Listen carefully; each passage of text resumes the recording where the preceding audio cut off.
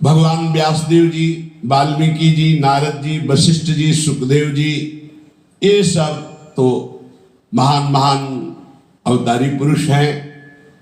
इन सबकी वाणी में जो शास्त्रों में वर्णन किया गया है, जो संतों ने वर्णन किया है, उसका जो अनुभव करके संत जन बोलते हैं, तो त्रिभुवन में कोई ऐसा नहीं है।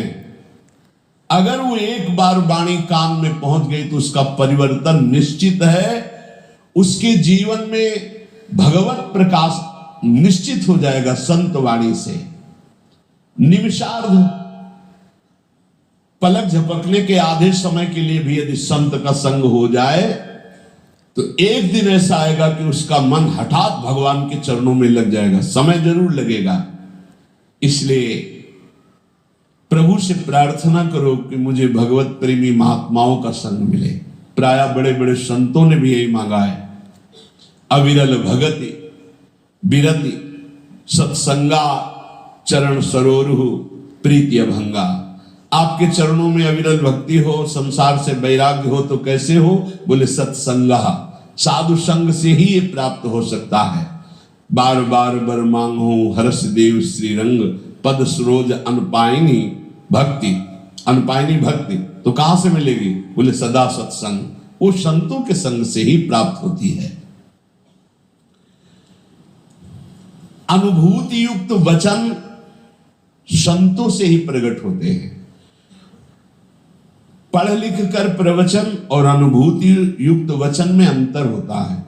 पढ़ लिख कर जो वचन होते हैं वो खोखले होते हैं, उनमें दम नहीं होती कि सामने परिवर्तन कर सके, क्योंकि स्वयं का परिवर्तन नहीं हो पाया।